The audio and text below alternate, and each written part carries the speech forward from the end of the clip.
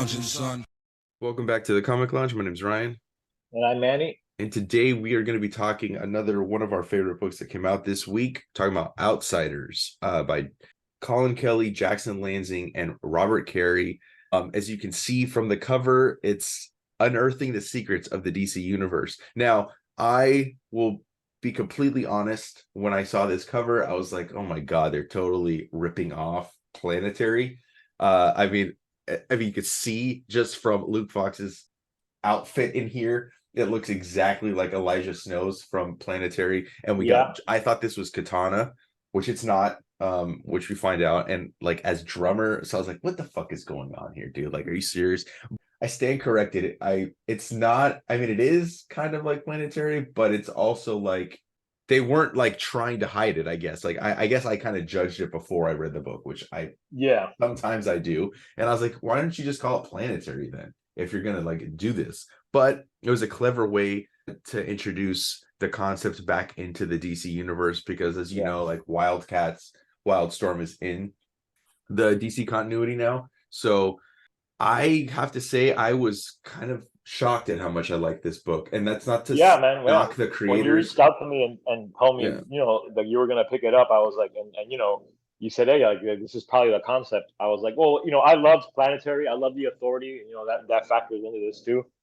I picked it up and I loved it, man. And I haven't really been following like any of these characters so much, but I think that you don't need to. I mean, if you like Planetary, you'll like this. It's easy to follow. I don't think you need to know too much. I mean, I can give somewhat of a little bit of a backstory, right? Like we open up, there's a whole Gotham war that was taking place. I think, prior to this, I mean, Luke Fox mentions it, but he comes to recruit Kate Kane, aka Batwoman, to this new like team, which he constantly reiterates is not a superhero team. That's not what it's about. They got a different kind of mission. Luke Fox, the reason he's even in this position is because Bruce Wayne has lost his fortune, and now Lucius Fox has all of it. So that's why he's able to afford all this stuff. So it's basically kind of playing on the trope of like, well, if Batman used his money for other things other than just fighting crime as a vigilante, what could he do? But it kind of puts a different spin on it as well. I like that she keeps saying like you swear this isn't a Batman thing. Yeah, I mean, because like, look, they both have trained under Batman, right? And he even says it. We both trained under the most brilliant tactical minds that ever exist. But if there's one thing we've learned over all these years, crisis after crisis, it's that there are things well beyond existence. And so like they're gonna, catalog those things and managing their consequences. That's the job. And he's like, best of all, you don't have to wear the wig, because Batwoman is wearing a wig on, which I still don't understand the point of that, but whatever. But I love this, he's wait until you see the paycheck. And she's like, she's not saying okay, but eventually she's like, okay, on one condition, you swear this isn't a Batman thing, because she's on her own. She doesn't work under the purview of Batman. Again, they're using the name Outsiders, which I think is using the team name kind of loosely, because this has nothing to do with the Outsiders or what the Outsiders have ever been about. This has never been. And I think it's telling that it's Outsiders versus the Outsiders too. It's a subtle change, but it gives it enough of a difference to give it a little bit of a different meaning, I think. Yeah, but most of the titles were just called Outsiders. Oh, were they? Unless it was Batman and the Outsiders, it was only called Outsiders. It was never called the Outsiders. So they are using the same team name, but with a different mission. I like that, Lucius Fox is completely in the know about it. He talks to her and she's like, well, if you would have come, I would have said yes much faster. And where do they go? They're going to meet Drummer, the greatest living archaeologist. And this version of Drummer is a woman, not a man, which is what the original Drummer was. It's cool because like she can talk to history, which is kind of interesting. I love that she calls her old too. Where did she say it? She's older than my mom. And she's like just whispering behind her head. But they're gonna go underground. That's where shit gets crazy, because anybody that knows Wildstorm or that history knows what a carrier ship looks like. And just the scale of that drawing is great, man. Like it really, it it really does capture that sense of awe and like wonder that Planetary and the Authority had when they first dropped, because there was nothing like those books when they came out, and like just seeing the Carrier again, and what a great choice by the artist to draw it in this scale. Like Yeah. the figures in the bottom like left corner, like it really sort of reminds you, holy shit, the Carrier really is a fucking ship that's miles long, and this thing is like sentient and like this amazing thing that is very unique. And as soon as I saw this image, I was like, all right, fuck, I'm in for this. Yeah, I mean, the original writer of Planetary and Authority kind of become a douchebag. Yeah. I won't give life to that conversation, but a lot of great ideas were thrown in those series. So Yeah. it's kind of cool to see them pick up the threads. And I like that they couldn't even get in, so they had to blow a hole in it just to get in.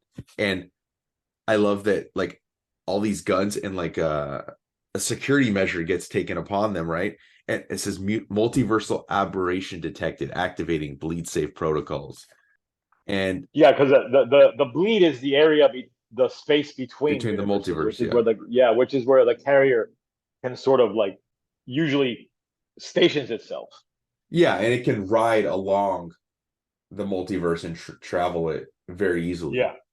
So they get in, this is where kind of some cool Easter eggs begin to take place, because Drummer's communicating, right, and says, I am the Carrier.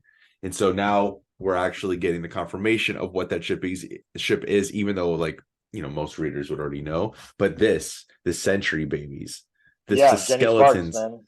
Yeah, so that's kind of cool to see, because Jenny Quantum, I think, was the last Sentry baby in the Authority that took place before the merging of Wildstorm with DC. And so that's kind of like putting that back into play, right? And then we see all these like bodies or people just like swirled around, like in a double helix. And great page too, man. Again, the sense of scale in this book is really cool, because that was very important. Planetary, it was like, it's like this, like in Dune, where like all the technology was huge and big, and like all encompassing, and they really capture that here. Oh, I totally agree. I like that the Carrier's communicating, saying, I was a home to heroes. There were victories within me. There were friendships inside me. There were weddings in my heart. And now everyone I know is dead. You exist. They do not. Just commenting on the, like Wildstorm universe. Because like not all those characters have been fully integrated yet. And they're also, the ones that have been kind of changed. So it's like, it's not the same versions that took place in that world. And I love this. Your multiverse is made of paper. It burns. That's a bit of a meta commentary. I think they're almost like the acknowledgement that they are in a comic book in a weird way, like, yeah, it's a sly little joke. Yeah, it's pretty cool. I search for the snowflake, but I'm all that is left. Perhaps both of us should die. Yeah, because you got to remember, again, the Carrier is alive. It's sentient, and it has emotions and thoughts, and like, I love how like Luke connects with it on a human level. Like, I know what it's like feeling forgotten, overlooked. Your trauma is real. Like it's really clever. And it's interesting. I wonder who these people are that because they don't really like say who they are. Time passes, right? They've taken everybody off. They're all being looked at by like, in hazmat suits, because there's probably contamination from the multiverse on there. And then we get a cool little scene between Luke and his dad, and he's like, you got to be careful running in headfirst. You want to be like your brother, who Jace Fox is a version of Batman, right? That John Williams was writing. And then we get the map. So this is what kind of like, to me also is a little bit of an Easter egg, is because that's where they're going to be going to unearth different like mysteries, or excavating like archaeological sites, the secret history of the world. Like that's what was so good about Planetary, is that it pulled in from like pulp and kaiju movies and everything, making all those things an actual history that had been covered up, and they were exposing it. So I think this is going forward what they're going to do with this book. Yeah, and I mean, what I liked too about Planetary was that like the big bads were like a dark version of Fantastic Four. I thought that was really cool. Yes. But yeah, so now she's, she thinks that, okay, maybe now Luke's good to go. Like, he's not gonna want to do anything else. But no, it's just the beginning for him. Then we get, I can't make out these costumes. I'm sure they apply to some heroes, maybe, but I didn't recognize any of those from like No, Wildstorm. But I have to imagine they mean something, I mean right? one of them kind of looked like Void there, like the third one, but I'm not sure. Yeah. So I'm sure it means something, but the real thing that is cool is we get the actual Planetary guide. That to me was like, okay, this is dope. I'm gonna keep reading this book. It's a great way to end the book and a great way to hook Yeah. you in, man. You know? No, I think it's like I was very judgmental. I'm not ashamed to Yeah. say it. When I saw the Judging cover, a I book was by like, its cover, the proverbial yeah. judging a book by its Well, cover. You I know? mean, isn't a cover what's supposed to pull you in with a comic Yeah. book? You know, like that's Yeah. when you're looking on the shelves at your shop, right? And you're Yeah, looking and at it's it. stuff. The cover is. I mean, there's nothing wrong with it. It's a I mean, like Oh, it's really a great good art. cover. But Yeah, it's good art. It's just I was like, come on, dude. Why are you calling this Outsiders when clearly this is like a riff on Planetary? You know, just call it yeah, something else was my initial thought. Obviously, you probably want to differentiate it from Planetary and you want to call it a team, but it's not. That's more why I kind of judged it. But now that I'm seeing kind of what this is supposed to be, and it's not like they're acknowledging the fact that it's basically a riff on Planetary. I think that was what was annoying me too. Is like, okay, like you guys are clearly doing Planetary, but not saying it. But now that we've seen it, and this really is kind of a melding of Wildstorm concepts within the DC universe, now I'm like more on board with it, and I'm excited to see what comes from this book. I know it's only 12 issues, so excited to see what kind of things they introduce throughout this run, and maybe more Wildstorm concepts. I hope that maybe something that springs from this is more, books with the Wildstorm characters, because I know Wildcats just ended, so yeah, and I enjoyed Wildcats too. Matt Rosenberg's run was a lot of fun.